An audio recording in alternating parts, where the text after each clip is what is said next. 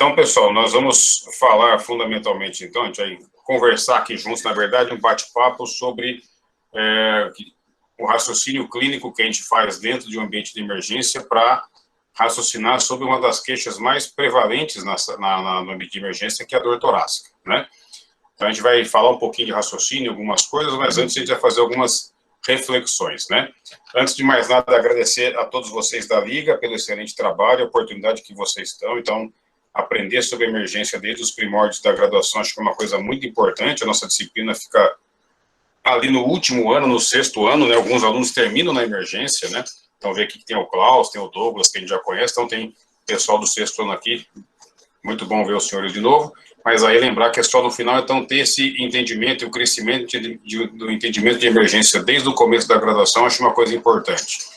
Especialmente a Wesley, que vem mantendo os contatos comigo para os congressos, aqui para a Liga. Então, obrigado, Wesley, por toda a paciência. Agradecer a disciplina da qual eu faço parte, MD136, de emergência, que, se Deus quiser, nos veremos presencialmente ali em breve.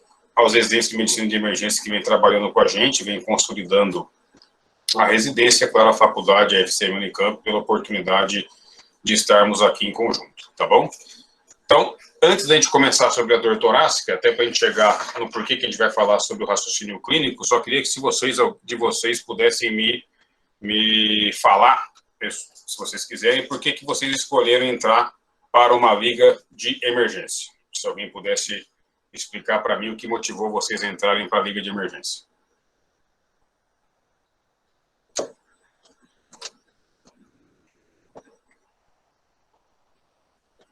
Sei que vocês estão ávidos por falar sobre isso, mas se alguém pudesse só dar um comentário, o que motivou vocês a entrarem na liga, o que vocês estão esperando desse processo. Alguns devem estar começando agora, outros já estão há mais tempo. E aí, pessoal, o que vocês conseguiriam falar para mim? Boa tarde, professor. Boa tarde. Eu acho que é porque é o que você mais vê no pronto-socorro. Igual, às vezes, chega uma pessoa que tentou suicídio envenenada por algum medicamento e umas coisas bem cabulosas no pronto-socorro, para não ter vontade de sair correndo quando chega um caso assim, sabe? Entendi. Então, para não ter vontade de sair correndo e ficar desesperada quando pegar alguma emergência. É uma boa ideia. Isso faz parte mesmo, é importante, né? Então, é claro, quanto mais conhecimento vocês têm, mais tranquilidade tem, quanto mais vocês virem, estudarem sobre emergência, é claro que vocês vão estar mais preparados e a vontade de sair correndo é substituída pela vontade rapidamente de pular em cima do paciente e ajudar o máximo que puder. Então, essa vontade é muito boa mesmo, concordo com vocês. Professora, a Marília mandou no chat o seguinte: sou caloura e quero conhecer um pouco sobre cada área da medicina. Isso me motivou a ver as aulas. Excelente. Então, muito bem, Maria, também concordo com você, né? A gente está começando agora a graduação, então, quanto mais a gente se expor às informações, às coisas, né? Mais diversas especialidades, as diversas informações, é claro que, além de conseguir moldar o nosso raciocínio, a maneira de a gente ver, consegue também nos preparar para o futuro. Então, concordo com vocês. E tem uma resposta que eu tinha pensado aqui, porque é muito bom ser emergencista, eu vou explicar para vocês por quê. Então, trabalhar na emergência, embora tenha os desafios, e um desses foi esse que foi comentado, que a gente vê coisas realmente, muitas vezes, difíceis, cabulosas, dá alguma vontade intrínseca de sair correndo, embora extrinsecamente a gente sempre sai correndo para ajudar as pessoas, mas muitas vezes dá vontade de sair correndo e se esconder mesmo. Tem muitas coisas difíceis da gente entender lá. Mas é muito bom por vários aspectos, né? Dentro de um setor de emergência, dentro do ambiente de emergência, é importante que quem trabalhe lá exerça ou desenvolva diversos tipos de habilidades. E habilidades que talvez a gente não desenvolva em outras áreas da nossa graduação. Então, a gente tem que aprender, por exemplo, liderança. É muito importante na emergência, as pessoas, quando trabalham lá, servirem de líderes, serem exemplos de liderança, conseguirem atender um paciente, liderar uma equipe, não no sentido pejorativo, mas no sentido realmente de trazer uma segurança para que a equipe consiga toda trabalhar em conjunto para ajudar as pessoas. E ter um líder, aquela pessoa que as pessoas vão observar, vão olhar, vão se sentir seguras e vão saber que ali vai trazer as informações ou vai trazer os conhecimentos que vão poder fazer a gente ajudar as pessoas. Então, saber liderar as pessoas, saber ser liderado pelas pessoas, faz parte do processo de criar uma equipe, e dentro da emergência, se a gente não trabalhar em equipe, com líderes ou sendo liderados, e saber lidar com essas duas situações, a gente não vai conseguir ajudar quem precisa da gente, né? A gente precisa saber tomar decisão e dentro da emergência a gente tomar uma decisão, ela tem que ser tomada muitas vezes em alguns segundos. Então você vê uma situação, por exemplo, um paciente em insuficiência respiratória que está com dificuldade para respirar, você tem poucos segundos para decidir algumas coisas. Então como é que você vai dar oxigênio para esse paciente? Se ele precisa de uma ventilação mecânica com respirador, eu só posso manter só oxigenoterapia. Se tem um paciente que está em choque, ou seja, está confuso, está meio sonolento, não fez xixi, está com pressão baixa, será que eu preciso dar algum tipo de volume na veia? Será que eu preciso começar com alguma droga vasoativa, ou seja, uma medicação na veia que possa aumentar a pressão arterial? Então, são decisões que eu tenho que tomar rápido e muitas vezes sem ter todas as informações que me dão vários diagnósticos, né? Como eu já disse, trabalhar em equipe é fundamental, não dá nunca para trabalhar em uma emergência sozinho. Se eu quiser fazer isso, eu não vou conseguir, estou perdido, não vou conseguir ajudar alguém. Então, saber trabalhar em equipe, isso envolve entender o papel de cada membro da equipe, dentro da equipe, para que eu consiga acolher todo mundo, escutar todo mundo e poder ajudar todo mundo a fazer o seu melhor e que as pessoas me ajudem a fazer o melhor. Saber me comunicar efetivamente com as pessoas, ou seja, eu tenho que dar informações, solicitações, ordens para as pessoas e essas pessoas têm que entender o que eu pedi para que as coisas sejam feitas de maneira efetiva e mais brevemente possível. O amor, obviamente, envolve todos nós em todas as esferas, na emergência não será diferente. Cuidar das pessoas da melhor forma que a gente puder. E o raciocínio clínico é uma coisa fundamental dentro da emergência, né? Sem o raciocínio clínico, a gente não vai conseguir ajudar ninguém. E aí que a gente vai falar um pouquinho do raciocínio até a gente chegar rapidamente aqui na dor torácica, né? Então, para a gente entender o raciocínio, tem algumas coisas que a gente precisa ponderar. Então, como o nosso cérebro, em geral, funciona na nossa vida diária e como é que ele acaba funcionando na emergência, se tem alguma diferença disso ou não. Como é que eu posso estudar, e aí envolve vocês que estão agora na liga, o pessoal que está com a gente na disciplina, as pessoas que estão formadas, a pessoa que está na residência, como é que eu vou estudar para ser emergencista, né? Que habilidades que eu devo desenvolver. E é isso que a gente vai tentar discutir um pouquinho com vocês agora, rapidamente. Então, o raciocínio clínico, ele é muito associado com o que a gente faz de raciocínio na vida diária, não tem muita diferença. A gente tem uma forma de raciocinar, o nosso cérebro funciona de uma maneira na nossa vida que é muito semelhante da maneira que a gente vai utilizar de raciocínio clínico dentro do setor de emergência, e eu vou tentar justificar isso para vocês. Por que que a gente fala sobre raciocínio clínico? Raciocínio clínico é um processo cognitivo que vai ajudar a gente a cuidar de um problema de um paciente, fazer alguns diagnósticos e estabelecer planos terapêuticos. E a gente tem que procurar, dentre várias características de uma situação, aquela que vai permitir que a gente chegue no diagnóstico e estabeleça o melhor tratamento. Então, o raciocínio clínico é uma habilidade, ela tem que ser desenvolvida. Só que a gente não tem na nossa graduação uma disciplina que chama raciocínio clínico. Ela é desenvolvida ao longo de toda a graduação, em todas as disciplinas, em tudo que a gente vai aprendendo, nos ajuda a entender o que é o raciocínio clínico. Só que para cada área específica ela tem algumas particularidades, e todas elas nos levam a ajudar a fazer diagnósticos, tratamentos e cuidar da melhor forma possível cada paciente. Mas cada área tem uma particularidade, né? Por que que o raciocínio clínico é importante? Para nós, médicos, ajuda a gente ter diagnósticos e estabelecer planos terapêuticos. Para o paciente é fundamental para que ele seja curado ou pelo menos melhorado e para todos que a gente consiga aliviar sofrimento. Então, a gente desenvolve o raciocínio clínico para a gente poder ter as informações diagnósticas e para as pessoas conseguirem ter o melhor tratamento que elas puderem receber de nós, né? Só que o raciocínio clínico é uma das habilidades mais complexas da gente desenvolver. A gente desenvolve ele sem perceber muito ao longo da nossa graduação, pós-graduação, residência, da nossa vida profissional. Não tem uma disciplina única que nos ajude a desenvolver. A gente tem que se preocupar com isso desde os primórdios, então por isso que eu queria conversar com vocês rapidamente sobre isso. E aí chega nesse contexto de como é que o nosso cérebro pensa, como é que o nosso cérebro funciona. E aí tem várias vertentes que podem explicar isso, mas uma que a gente gosta bastante na emergência é que o nosso cérebro, de alguma maneira, na hora da gente pensar, ele tem duas metades, vamos dizer assim, dois sistemas que nos ajudam a pensar. Um deles é o sistema 1, um nome bastante elucidativo, né, bastante criativo. Então, o sistema 1 é um sistema intuitivo, ele é subconsciente e ele funciona por reconhecimento de padrão. O que significa isso? Que a gente vê uma coisa, a gente já tem uma ideia sobre aquilo, a gente já pensa sobre alguns diagnósticos, a gente já tem uma noção sobre aquilo, sem que a gente precise pensar muito nas etapas que nos fizeram fazer alguns diagnósticos, fazer algumas conclusões. Então, a gente vê, por exemplo, um jogador, sei lá, de futebol com a camisa do Brasil, número 10, talvez venha a imagem do Neymar da cabeça, sem a gente identificar que é o Neymar, porque aquele padrão de uma pessoa com a camisa 10, hoje no Brasil, nos últimos anos, é esse jogador Neymar. Então, é automático, as coisas acontecem sem a gente ter que pensar muito, a gente não gasta energia, mas o cérebro traz para a gente uma informação quase que de imediato. E o reconhecimento de padrão significa que eu já vivenciei, já estudei, já li sobre alguma situação muitas vezes. E por vivenciar muitas vezes, na hora que volta a acontecer, ela se torna automática. Por outro lado, tem o sistema 2, que é o sistema consciente, analítico, ele é hipotético, dedutivo. O que significa isso? Eu vou tendo uma série de informações que vão se associando, né? Então, nunca vi um jogo de futebol. Aí eu vejo uma camisa amarela, eu vejo um short azul, eu vejo um número 10. Aí eu começo a entender que talvez seja o jogador mais habilidoso da equipe, tem um cabelo diferenciado, etc. Aí eu posso pensar que seja o Neymar. Mas isso não foi automático, eu fui pensando ao longo do tempo. Então, o sistema 2, ele vai associando diversas informações, na área médica, por exemplo, um achado de exame físico, mais exames complementares, mais a resposta ao tratamento, para me deixar chegar no diagnóstico.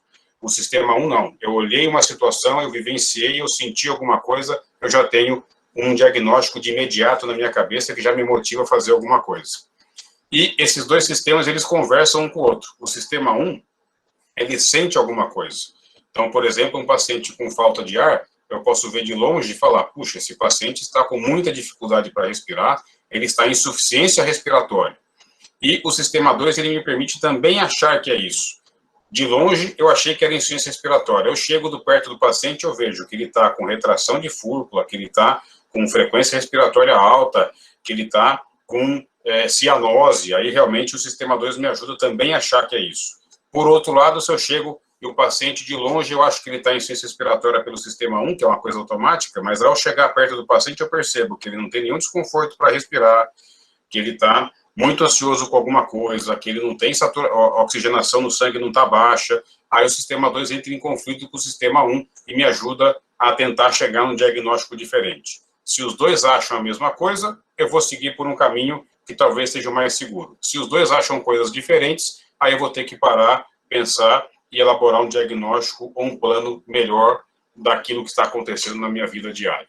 Um exemplo, essa senhora simpaticíssima, por exemplo, na vida diária, a dona Genoveva, ela tem 195 anos e ela, todos os dias ela vai de carro até a padaria para comprar pães para seus netinhos. Então, o mesmo trajeto, ela vai com o mesmo carro, compra o mesmo número de pão, na mesma padaria, há 50 anos. Então, ela não está mais preocupada como é que ela liga o carro, como é que ela está no trajeto, ela já consegue escapar de buraco na rua sozinha, sem lembrar que ali tem um buraco. Ela chega na padaria, já compra o pão, na hora que retorna nem lembra que ela entrou na padaria, porque aquilo para ela é automático. Ela faz tudo correto, mas é automático. Por outro lado, isso, ou seja, é o sistema 1. Mas pode ser que algum dia tenha uma ambulância que apareça no seu retrovisor. Então, isso saiu fora daquele padrão que ela está acostumada de acontecer. E aí ela tem que começar a ponderar sobre tudo. Puxa, se tem uma ambulância, então eu vou ter que desviar o meu carro para o lado para a ambulância passar. Aí aquele buraco que eu estou acostumado a passar, eu vou ter que passar de uma outra maneira, eu vou ter que chegar, talvez mudar o caminho que eu estou fazendo, e ela começa a perceber todo o caminho que para ela era automático de um jeito, ela tem que saber agora passar passo por passo, até que ela consiga completar a mesma tarefa. Então, isso seria o sistema na nossa vida diária do sistema 2. Por que isso é importante? 70% do nosso cérebro ele funciona de maneira automática, é intuitivo, sistema 1. Isso na emergência é a mesma coisa. Você entra na sala de emergência, você vai no pronto atendimento, você vai atender o paciente, você observa, reconhece o padrão de uma situação e dá um diagnóstico. 30% vem pelo sistema 2 hipotético dedutivo, ou seja, em 30% das vezes, o sistema 2 não acha a mesma coisa que o sistema 1 sentiu. E aí faz a gente ter que pensar de uma maneira diferente. Aí tem que fazer a gente entender ou passar por todos os passos para saber por que aquele meu sistema automático não deu certo. Então, os dois sistemas sempre conversam com os outros. Ou ele vai ser automático, ou o sistema 2, se der um alerta, ó, tem alguma coisa aqui que você pensou de automático que não está batendo com as informações que eu estou recebendo. E aí, esse alerta que a gente tem que estar aberto para conseguir receber esse alerta e conseguir pensar sobre o que está acontecendo com o paciente. A gente aprende durante a graduação muito o sistema hipotético dedutivo, que é o sistema 2. Então, a gente vai aprendendo a fazer associação de dados da história, depois a gente associa com o exame físico, aí que exame complementar que eu posso pedir, com todas as informações que é diagnóstico que a gente faz, que é um sistema importante, mas aprender dessa maneira me ajuda a criar padrões, a criar elementos que, quando eu verificar, quando eu vivenciar aquelas coisas novamente, podem me ajudar a chegar em diagnósticos de maneira automática. Então, por exemplo, um paciente que esteja ictérico e que está com dor abdominal e que seja vitilista, eu posso pensar, por exemplo, em pancreatite. Então, se eu nunca pensei sobre isso, na hora que eu estou elaborando, eu vou aprender esses passos, mas depois de um outro passo ele vai ficar automático. E a gente conseguir desenvolver esse sistema de intuição é um passo importante na graduação ao longo dela, mas tudo também parte para a gente desenvolver o sistema do tipo 2. Então, aqui, uma das melhores visões, a melhor visão é a intuição. Então, é importante você ter intuição, você pensar o que está acontecendo, isso vai te motivar a fazer várias coisas, mas lembrar que tem um outro fator que pode estar te freando a fazer algumas correções na rota que você instituiu. Queria mostrar aqui um vídeo para vocês e eu queria dizer, obviamente, dos alunos mais jovens, também dos mais velhos, no bom sentido, obviamente, o que vocês acham que está acontecendo com esse paciente aqui? O que vem na cabeça de vocês quando vocês veem esse vídeo?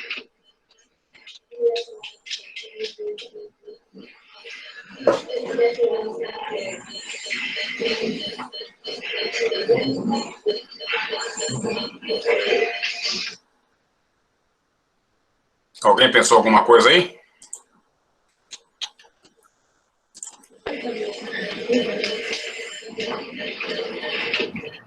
Respiração paradoxal? Isso, quem está falando comigo aí?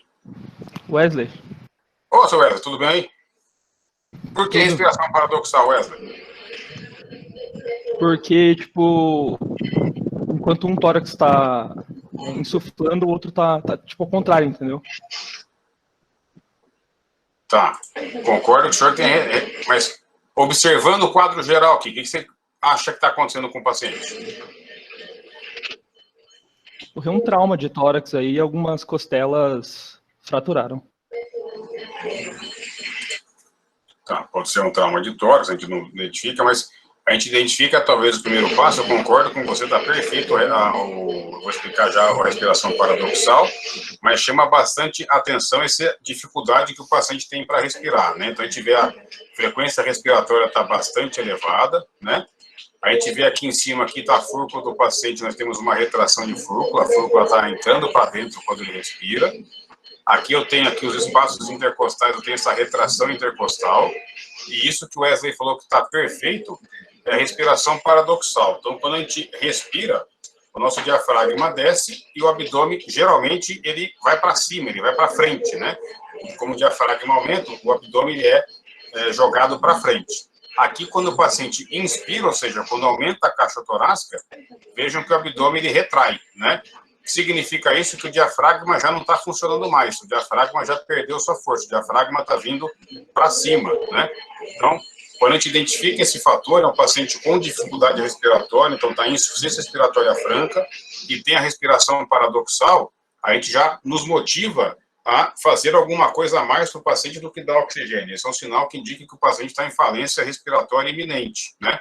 E que precisaria de intubação. Então, se eu nunca vi isso na vida, nunca vi uma situação dessa, nunca presenciei, nunca estudei sobre isso, eu vou ficar analisando, eu vou ver a análise do espaço intercostal, eu vou ver que a frequência respiratória está aumentada, aí talvez eu faça hipótese de insuficiência respiratória, né?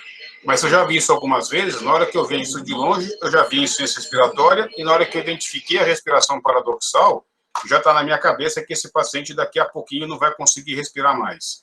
E aí eu já sei que eu preciso fazer alguma intervenção para conseguir ajudar o paciente a respirar, né? Então, se eu nunca vi um paciente com dificuldade respiratória, eu não vou conseguir, talvez, elaborar todos esses passos nesse momento e não chegar em insuficiência respiratória e respiração paradoxal.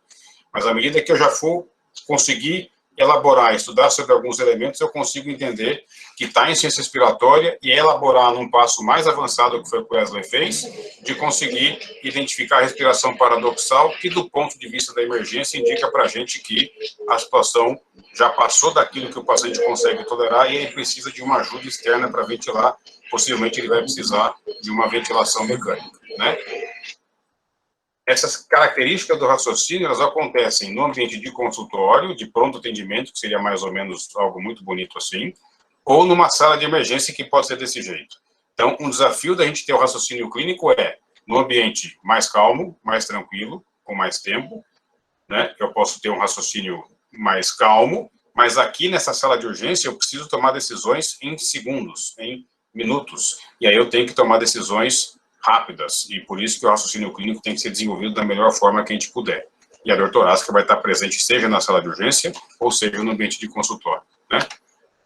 Esse conhecimento que vai nos ajudar a desenvolver o raciocínio, ele vem de conhecimento teórico, então leituras, aulas, reuniões, e vem de conhecimentos práticos, de tarefas práticas, a gente repetir as informações ao mesmo tempo, a gente ter feedback. Feedback significa alguma coisa que a gente pensou, que a gente raciocinou, e que a gente depois foi ver o resultado daquilo que a gente fez. Então, se eu cuidei de um paciente em algum lugar, eu consegui identificar como é que ele evoluiu para saber se aquilo que eu pensei no começo estava correto ou estava incorreto, né? Ler, ter aula, significa que eu vou me expor a várias situações muitas vezes. Discutir casos clínicos me permite me expor a diversas situações de casos diferentes, com evoluções diferentes, que me ajuda a montar padrões na minha mente. Então, tem várias maneiras de estudo, seja teóricos, ou seja de estudos práticos, de tarefas práticas do dia a dia, que se associam para ajudar a gente a ter padrão na cabeça e que vai nos ajudar a resolver as coisas, né? E aí, com base nesse resumo bem inicial de raciocínio clínico, a gente chega no raciocínio da dor torácica, né? E a dor torácica é, quando a queixa principal na emergência for dor torácica, o tipo de raciocínio que a gente faz é exclusão do pior cenário. O que significa isso? A gente quer afastar ou confirmar logo 5 causas de dor torácica que se associam com morte súbita. Então, o primeiro passo de quem trabalha na emergência é, ao identificar alguém com dor torácica, tentar confirmar ou tentar afastar 5 causas que, se eu não identificar com rapidez, podem levar o paciente à morte súbita por várias complicações, né? Então, o tempo está correndo, eu preciso chegar no diagnóstico, e essas 5 causas, em geral, são essas daqui. Então, eu tenho síndrome coronariana aguda, embolia pulmonar, né? Então, síndrome coronariana aguda, que seria o infarto do miocárdio, né? Formam os coágulos e os trombos dentro das artérias coronárias e não deixa o coração funcionar. Embolia de pulmão, quando alguns coágulos saem da circulação, geralmente saem das pernas e vão se alojar nas artérias do pulmão, o sangue não consegue circular do coração para o pulmão, vai levar à dificuldade respiratória. Dissecção aguda de aorta, que é quando a nossa aorta, o principal vaso, né, que vai levar o sangue do coração para os órgãos em geral, tem uma dissecção, ou seja, a camada íntima da sua parede, ela tem uma lesão, e isso leva à formação de uma luz falsa, o sangue vai para uma luz falsa e não consegue perfundir a aorta, ela tem risco de romper. Pneumotórax hipertensivo, que é quando tem ar em volta do pulmão, que pode ter uma quantidade suficiente para colapsar o pulmão como um todo e ter complicações hemodinâmicas. E ruptura de esôfago, que quando por alguma lesão ou um procedimento endoscópico, o nosso esôfago se rompe e aí forma ar em toda a região do mediastino, comprimindo todas as estruturas e levando a muitas complicações.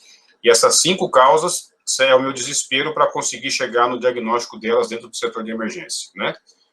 E aí tem alguns casos clínicos breves aqui que a gente vai fazer em conjunto. Então, só para ver o que vocês acham de cada um desses casos. Então, um homem, primeiro caso, um homem de 62 anos, ele é hipertenso, tabagista, colesterol alto, já infartou previamente e veio para o pronto-socorro com essa queixa incrível de dor torácica. Considerando isso, se vocês muitas vezes veem uma ficha de atendimento do paciente, já tem essas informações lá disponíveis para você. Você pega a ficha e olha, está tudo isso escrito lá. O que vem à mente de vocês, a primeira hipótese que vem à mente de vocês, considerando essas hipóteses? Outro infarto. Maravilhoso. Bela hipótese. Então, um outro infarto. Então, isso vem o sistema 1 automático, você nem pensou muitas vezes, já tem as associações que você já entendeu, que a pressão alta, o tabagismo, o colesterol são fatores de risco para a aterosclerose. Se o paciente é idoso, tem dor torácica, deve ser infarto. Aí você parte para alguma história do paciente, né? Então, a dor você percebe que é em aperto. A dor vai para os 2 braços. tem falta de ar associada, tem vontade de vomitar, o exame físico que você fez não achou nenhuma outra anormalidade, ou é o sistema 2 que está analisando, e também, nesse caso, ele confirmou a sua hipótese de infarto ou não? Eu acho que sim. Maravilhoso. Concordo com o senhor. Então, confirmou. Então, o sistema 1 e o sistema 2, nesse caso, estão associados. Um achou uma coisa, o outro sentiu uma coisa, que é o sistema 1, o 2 achou a mesma coisa, então temos um diagnóstico clínico de síndrome coronariana aguda, né? E aí tem alguns dados de dor torácica em pacientes baseado em evidência, que num paciente com dor torácica, quando eu acho alguns dados da história clínica e também do exame físico, aumenta a chance do infarto ser causa da dor torácica. Esse RV aqui significa razão de verossimilhança, quando acima de 1, quando acima de 1 significa que este dado aumenta a chance, no caso aqui, do infarto ser a causa da dor torácica. Quanto maior o valor, maior vai ser o aumento da chance. Então, se tem uma dor torácica que irradia para ambos os membros superiores, num paciente com dor torácica, aumenta muito a irradiação para os membros superiores, a chance do paciente estar tendo um infarto. Se irradiar para o braço direito ou só para o braço esquerdo, também aumenta a chance. Se tiver dor em aperto, aumenta a chance. Se tiver muita sudorese, náusea, vômito, aumenta a chance. E se o paciente tem infarto prévio. Então, se eu vou somando isso, irradia para os dois braços, em aperto, tem náusea, vômito, infarto prévio, tem uma altíssima chance clínica do paciente ter infarto como causa da dor torácica, né? No exame físico, se eu for examinar o paciente, eu vejo a terceira bulha cardíaca, ou seja, o paciente está com ritmo de galope, né? Tem um ritmo anormal, isso significa que o ventrículo está sofrendo, está tendo que bater mais vezes do que o normal. Crepitação bilateral significa que, ao escutar o pulmão, tem algumas alterações de ausculta nas bases do pulmão, ou até outras áreas que não é para ter líquido ali no pulmão, eu posso achar líquido no pulmão, o que possa indicar que o pulmão não está, que o coração não está conseguindo funcionar bem e está acumulando líquido no pulmão, também é outro dado que aumenta a chance de ser infarto. Então, tem dados que, objetivamente, no paciente com dor, aumenta a chance de isquemia, de ser infarto agudo do miocárdio, né? E aí nós vimos os dados da história, irradiação para os braços, dor em aperto, sudorese, náusea, vômito, infarto prévio, e alguns achados do exame físico, né? E isso vai motivar a gente começar o tratamento do infarto e pedir um eletro, por exemplo, que possa mostrar esse achado aqui de eletrocardiograma. Eu sei que talvez alguns de vocês ainda não foram apresentados a esse exame complementar, mas tem alguma alteração nesse exame de eletrocardiograma? Desculpe a pergunta imbecil, mas tem alguma alteração nesse eletrocardiograma?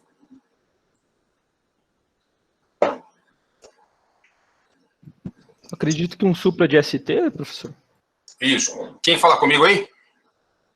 O Wesley. Ô, Wesley. Desculpe, a voz maravilhosa. Então, nós temos aqui exatamente um supra de ST. Então, quando a gente fala ST, isso aqui é uma onda chamada P, que significa que o átrio contraiu. Essa linha aqui é o QRS, que seria a contração dos ventrículos, e tem a onda T. Esse segmento que significa a repolarização dos ventrículos, né? Quando a gente fala esse supradesnivelamento do segmento ST, é quando essa área, depois do QRS, depois da contração ventricular, ela fica elevada, né? E aí, dependendo da amplitude, da quantidade, essa elevação pode ser um indício de que tem uma corrente de lesão no miocárdio, levando ao infarto agudo do miocárdio. Então, realmente, aqui, nesse eletro, tem um supradesnivelamento que vem em V1, vem em V2, vem em V3, vem em V4, também tem em V5, né? Então, é um supradesnivelamento que pega esses eletrodos que são posicionados ao longo do tórax, né? Praticamente ao longo de todo o ventrículo esquerdo, mostrando que é um infarto grande da parede da frente do coração, o infarto da parede anterior do coração, carregado pela coronária esquerda. Com aquela história, com esse eletro, eu tenho uma confirmação de um infarto agudo do miocárdio, eu preciso sair correndo para o tratamento, né? Um outro caso, mulher de 69 anos, hipertensa, muito mal controlada, ela é muito hipertensa, e tem uma dor no peito que começou desesperadoramente desde o começo da dor. Alguém consegue pensar em alguma hipótese de imediato, que vem imediato na sua cabeça pelo sistema 1, com essa história maravilhosa? Tromboembolia? Tromboembolia pode ser uma hipótese, sempre de dor torácica, que pode ser tromboembolismo pulmonar. Ok. Que mais? Pneumotórax hipertensivo? Pode ser também, mas considerando esses dados da história que passou. A Marília Paiva falou dissecção de aorta. Perfeito. Então, talvez a dissecção ou infarto, sejam as hipóteses mais comuns. A gente pensaria em infarto porque tem a hipertensão mal controlada e a idade da paciente. Mas uma dor que começa muito desde o começo, concordo com a Marília, a síndrome aórtica é uma coisa para a gente pensar. A síndrome aórtica ela acontece com muita frequência em pacientes acima dos 50 anos de idade e o principal fator de risco é a pressão alta que a gente não consegue controlar. Que se a dor começa muito forte desde o começo, é um indício de que possa ser dissecção de aorta, porque quando disseca é uma dor lancinante, é uma dor muito intensa desde o começo. E a gente parte, o sistema 2 começa a avaliar as informações para saber se uma coisa bate na outra ou não. Então é uma dor muito forte desde o começo, irradia para as costas, ela vai migrando, ou seja, começou no peito, veio para o pescoço, foi para as costas, foi para a barriga. A gente viu a pressão de um braço, está desse jeito aí, 19/11, viu a pressão no outro braço esquerdo, está 22/13, e a gente palpa os pulsos radiais e percebe que de um lado ele está bem cheio, do outro lado ele praticamente não tem pulso. O sistema 2 está avaliando essas informações para validar aquilo que o sistema 1 falou. Considerando esses dados do sistema 2, que hipótese agora ficaria mais provável? Eu acho que confirma a aórtica agora, né? Exato. E aí você pensa mais na síndrome aórtica aguda, né? Então, tem alguns dados também que num paciente com dor torácica aumenta muito o risco de ser uma síndrome aórtica, e a dissecção é a principal delas, como causa da dor torácica. Então, lembrar que se tem uma dissecção de aorta, uma complicação da aorta saem a carótida, sai subclávia, sai as artérias lá para a barriga, mesentérica. Então, se dissecar aqui em cima, eu posso não ter mais fluxo por esses vasos. Então, muito comum dissecar a parte inicial da aorta, logo que ele sai do coração, e aí eu tenho dissecção também da carótida, por exemplo, o paciente tem um AVC. Então, o paciente tem dor torácica e está hemiparético, dor torácica e está hemiplégico, dor torácica e está afásico. Então, ter dor torácica, ter alteração neurológica, aumenta enormemente a chance do paciente ter dissecção de aorta. A dor torácica migratória, ou seja, a dissecção, ela vai seguindo uma linha que às vezes vai dissecando toda a aorta. E a dor vai seguindo esse caminho da aorta. Então, começa no peito, vai para o pescoço, vai para as costas, vem para a barriga, aumenta a chance de ser síndrome aórtica como causa da dor. A dor torácica súbita, a dor enrasgando, que algumas pessoas falam isso, a história prévia de hipertensão, esses elementos, quando presentes, aumentam a chance do paciente com dor torácica ter síndrome aórtica como causa da dor, né? E no exame físico, se tiver alteração neurológica, assimetria de pulso, exatamente porque você pode ter dissecção da subclávia, por exemplo, e você não tem mais pulso para um braço, ou reduzir muito o pulso para um braço e não para o outro que não teve essa área de dissecção. E o sopro diastólico em foco aórtico é porque muitas vezes a dissecção é logo na saída da aorta do coração, dilata ali a aorta com um aneurisma, e aí a válvula aórtica ela fica insuficiente e você tem esse sopro aórtico. Então, ao ter dados da história que te indiquem, por exemplo, síndrome aórtica, você vai fazer investigação, ou no exame físico de um paciente com dor torácica, sempre você vai procurar se os pulsos são assimétricos, se a PA é simétrica ou não, e se tem algum sopro, porque se você identificar essas alterações, vai te dirigir para esses diagnósticos específicos, mesmo muitas vezes que a história não te levou a essas conclusões. Então, a história e o exame físico sempre vão ser fundamentais na avaliação no paciente com dor torácica.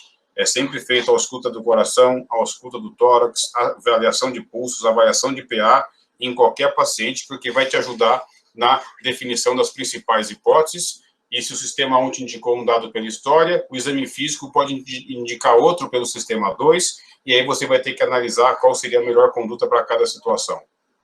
Aqui, geralmente, quando você pensa em síndrome aórtica, você faz a tomografia. Aqui é a artéria pulmonar, aqui é a veia cava, isso aqui é o famoso, tem aula de anatomia topográfica, né? Olha que maravilha. Aqui tem a aorta ascendente e aqui a aorta descendente. Na aorta ascendente tem essas linhas aqui, a linha significa uma linha de dissecção. Então, como se estivesse descolando a parede da aorta, então você pode ter trombose, você pode ter ruptura, porque a parede vai ficar mais fina, e forma uma falsa luz onde o sangue pode trombosar, diminuindo o fluxo na luz verdadeira. Aqui um outro exemplo de uma linha de dissecção aqui na aorta descendente, aqui na aorta ascendente. Então você tem essas linhas de dissecção pela tomografia que confirmariam a sua hipótese diagnóstica. Professor? Fala. A Ana Luísa Rucher perguntou: Professor, no caso da dissecção de aorta, quanto tempo mais ou menos o paciente tem para ser tratado antes de tornar fatal? Perfeito. Bela pergunta da Ana. A dissecção de aorta, ou síndrome aórtica aguda, né, que a dissecção é a principal, é uma das doenças muito graves, é uma doença de mortalidade muito alta, em especial quando a dissecção ela compromete a parte ascendente da aorta. A mortalidade estima que aumenta 1% por hora nas primeiras horas se eu não fizer nenhum tratamento, tá bom? Então, em geral, quando eu acredito que o paciente tem uma dissecção que a gente chama de Stanford A, quando compromete aqui a aorta ascendente, em geral, ela precisa de um tratamento imediato porque o paciente tem risco de morrer a qualquer momento, e esse risco vai aumentando bastante nas primeiras horas se a gente não conseguir fazer nenhum tratamento. A mortalidade sem tratamento chega até 80% sem tratamento específico se eu não conseguir fazer. Então, é o diagnóstico, se eu conseguir fazer, eu vou definir um tratamento imediato. Nessas dissecções de aorta, quando não compromete a parte ascendente da aorta, ou seja, quando só compromete a parte da aorta que não compromete a parte que vai logo essa saída do coração, e nesse caso aqui a aorta descendente, aí, em geral, o tratamento é o controle da pressão e o controle da frequência cardíaca. Não há um desespero em fazer tratamentos cirúrgicos, até o tratamento cirúrgico pode ser pior. Então, o tratamento da dissecção depende do local onde essa dissecção acontece e o quadro hemodinâmico do paciente. Mas, quando for Stanford A, ou seja, quando comprometer a aorta ascendente, tem que fazer o tratamento o mais breve possível, porque a cada hora que passa a mortalidade aumenta muito. Quando eu comprometer só a aorta descendente, não comprometer ascendente, em geral, o tratamento cirúrgico ele não é o tratamento de escolha. O tratamento de escolha é o tratamento para você controlar a pressão arterial e a frequência cardíaca. Se o paciente tiver com a pressão alta ou a frequência cardíaca alta, esses dois elementos vão gerando mais pressão na parede da aorta e fazem com que a dissecção progrida. Tá bom? Tudo bem? Beleza. Então, algumas reflexões. A história é fundamental em pacientes com dor torácica. Analise todas as características da dor conforme a gente aprende quando faz exame físico. Então, análise do tipo da dor, do fator de melhora, fator de piora, irradiação, mecanismo da dor, ritmo da dor, né? E procure inicialmente na história do exame físico achados que vão aumentar ou reduzir a chance das doenças graves, como nós estamos comentando até aqui. Então, história e exame físico é fundamental. A dor torácica é uma queixa para a qual a história clínica é fundamental. Se eu tirar uma boa história da dor torácica, é isso que vai me dar o diagnóstico na maioria das vezes, como a gente já viu por alguns exemplos aqui. O exame físico vai ser um dado a mais para confirmar os achados ou, às vezes, chamar atenção para uma outra doença grave. Então, as duas coisas se associam e têm que ser feitas com bastante tranquilidade e exatidão. Um outro caso aqui. Mulher de 41 anos, hipertensa, mal controlada, ela é diabética, também veio com uma dor torácica que começou muito forte desde o começo. O que vem na cabeça de vocês pelo sistema 1? Agora eu acho que é tromboembolismo pulmonar. Por quê? Diabetes. Tá, o diabetes ele pode fazer o fenômeno trombótico também, mas também tem hipertensão mal controlada, poderia ser o quê também? Poderia ser de novo uma dissecção. Uma dissecção, e a dor torácica começou muito forte. Então, será que também é infarto, é o paciente que tem diabetes e hipertensão, que fatores de risco para a doença coronariana?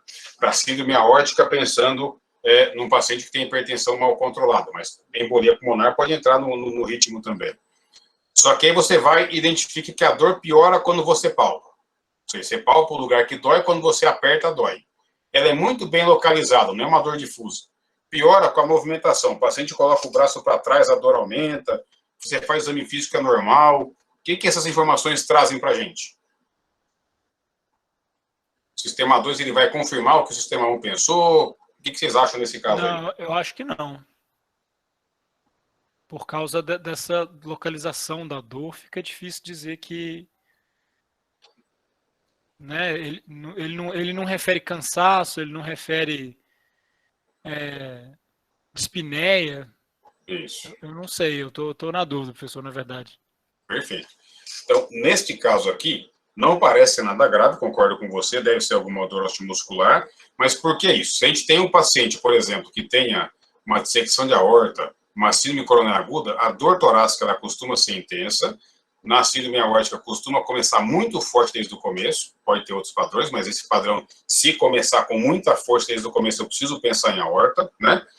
E, em geral, é uma dor difusa, é uma dor que o paciente não consegue localizar, uma dor visceral, não é uma dor, né, localizada. Quando a dor for localizada, ela piora quando você palpa, piora quando movimenta, ela é muito sugestiva quando tem todos esses elementos em conjunto de uma dor de origem osteomuscular. Então, no sistema 1 eu esperava uma dor mais difusa, eu não esperava que piorasse muito com a palpação, eu esperava uma dor mais, não tivesse piora com a movimentação. Então, na hora que o sistema 2 analisa isso, ele fica te dando alertas. Pô, olha, não parece nada grave. Olha, talvez seja osteomuscular.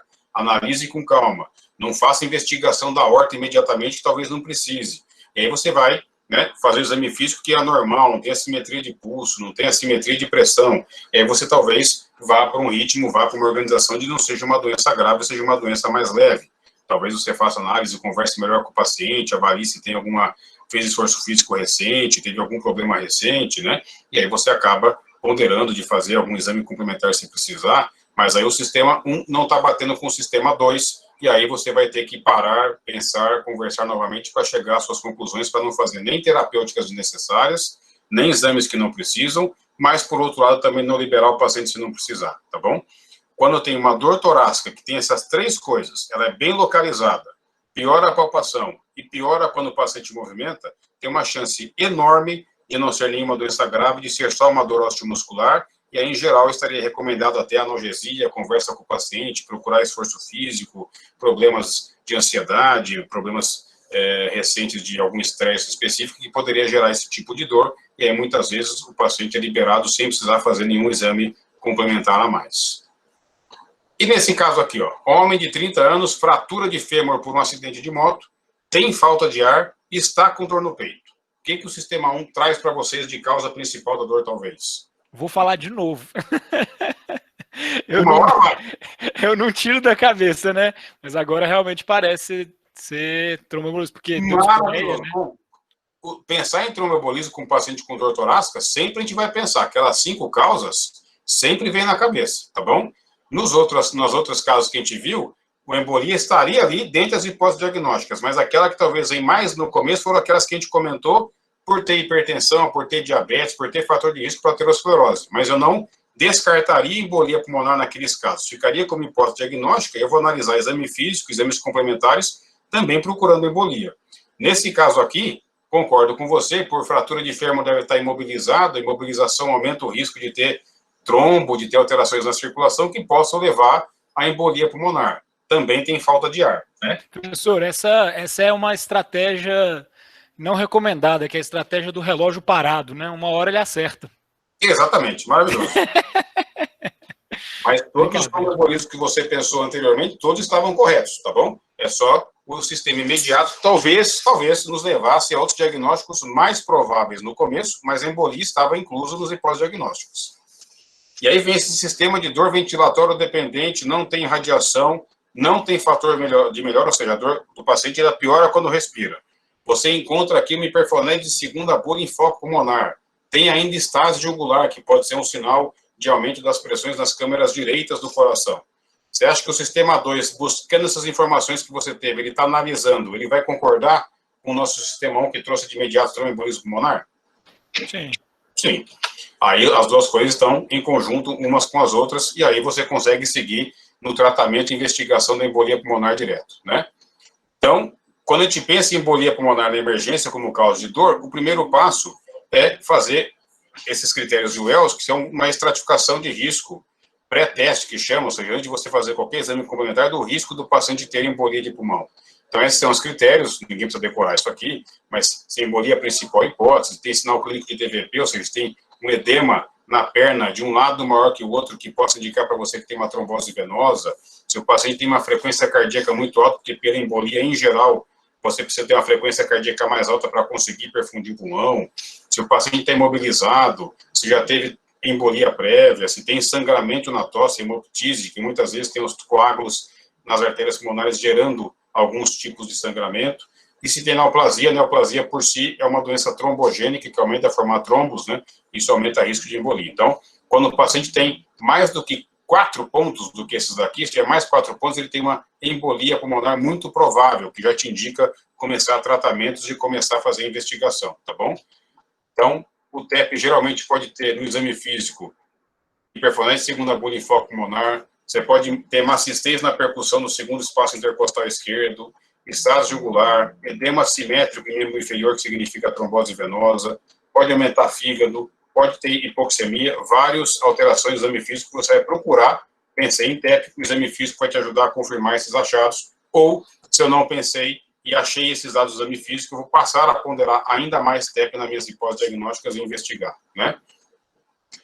Um último caso clínico, um homem de 19 anos, longilíneo, dispneia súbita à direita, e ele está com dor torácica ventilatório dependente. Considerando essas hipóteses aqui, o que do sistema 1 vem à mente de vocês?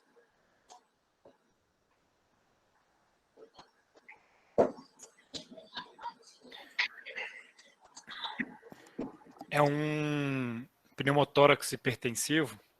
Maravilhoso. Embolia sempre e pneumotórax hipertensivo com certeza, tá bom?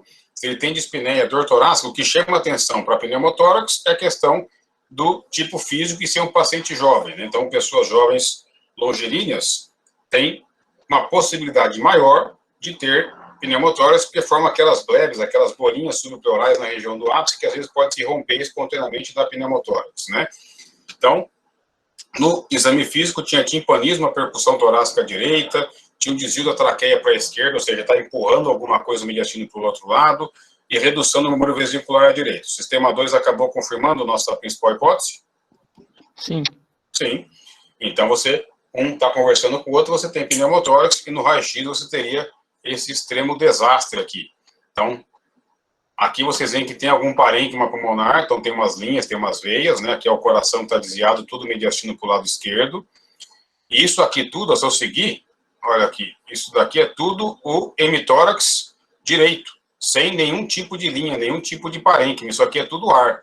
Então, o parênquima pulmonar direito está totalmente colabado e tem tanto ar que está empurrando o mediastino, empurrando a traqueia para o lado esquerdo, está totalmente desviado para o lado esquerdo, isso aqui seria um raio-x de um pneumotórax hipertensivo, que vai levar a complicações hemodinâmicas, ciência respiratória, isso aqui tem que ser esvaziado, esse ar, o mais breve possível, tá bom?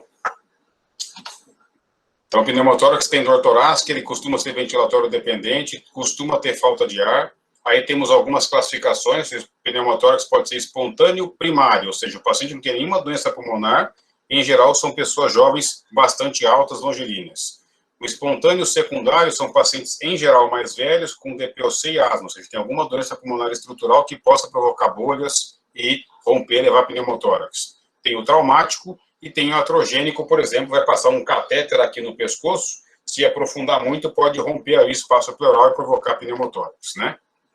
O exame físico vai ter assimetria de ausculta, timpanismo, desvio de traqueia, então você pensou pelo padrão, então um homem jovem, longilíneo, com dor torácica, pneumotórax aí na cabeça. Você procura no exame físico e você investiga, né? Só não faria investigação, não faria porque se o sistema 2 te mostrasse algum dado que não correspondesse aos dados que você obteve na história, tá bom? Temos a quinta causa da dor torácica, que é a rotura de esôfago, é uma doença mais rara, então geralmente leva a dor torácica, geralmente ela vai ser antecedida de pessoas que podem ter vômitos incoercíveis, ela vomita, e aí vem ter dor torácica, ou o paciente fez um procedimento endoscópico, fez uma endoscopia recentemente, isso pode provocar lesão do esôfago e causar ruptura, né? Traumatismo penetrante, então o paciente teve um trauma torácico, pode ter ruptura de esôfago, e o exame físico, em geral, vai apresentar enfisema subcutâneo, que é ar que fica no espaço subcutâneo. Você aperta aqui a pele do paciente, o tórax do paciente, você percebe um monte de ar na região muscular, e isso vem diretamente lá de dentro do mediastino.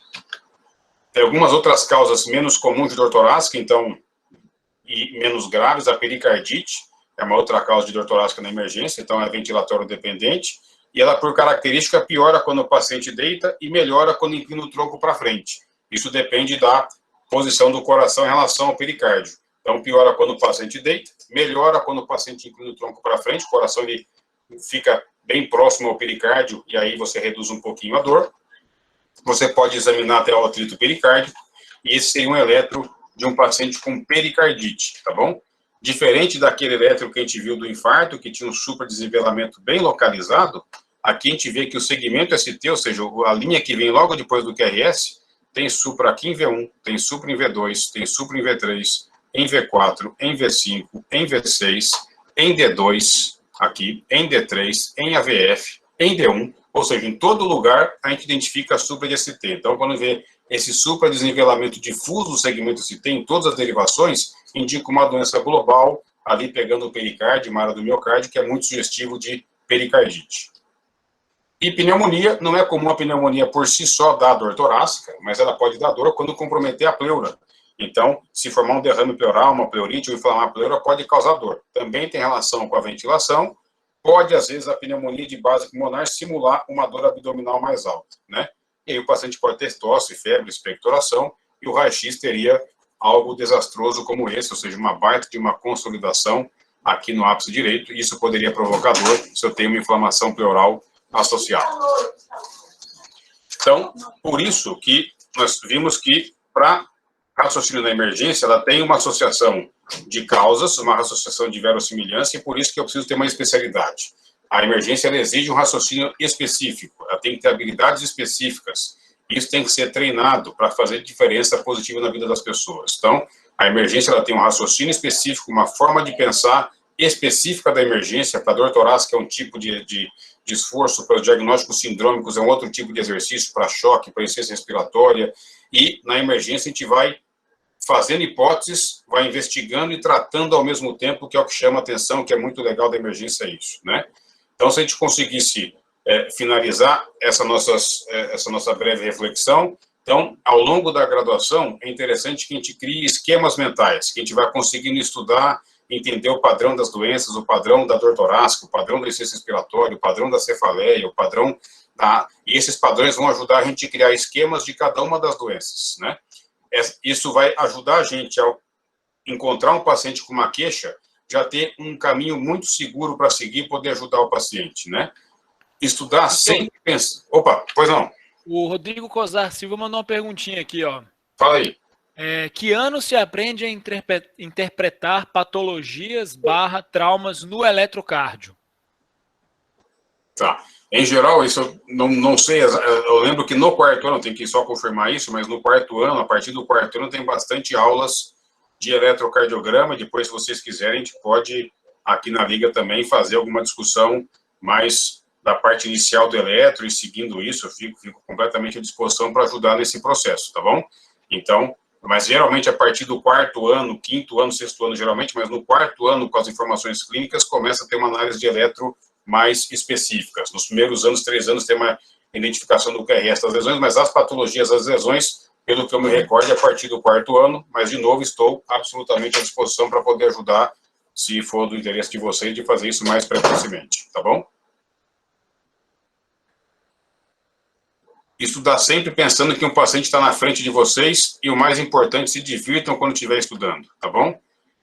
Quando vocês estão na Liga, vocês, como acabamos de ter um exemplo, a gente vai vivenciando esse processo mais cedo nessa especialidade específica. Vocês vão ajudar a concretizar a especialidade. Vocês vão estudar de uma forma diferente ao longo da graduação, conseguindo criar esses padrões e que vão ajudar vocês a lidar com diversos problemas, e quem vai se beneficiar são os pacientes, e vocês vão se divertir, tá bom? Então, estudem livros, textos, artigos científicos, plantões voluntários, aulas aqui da Liga.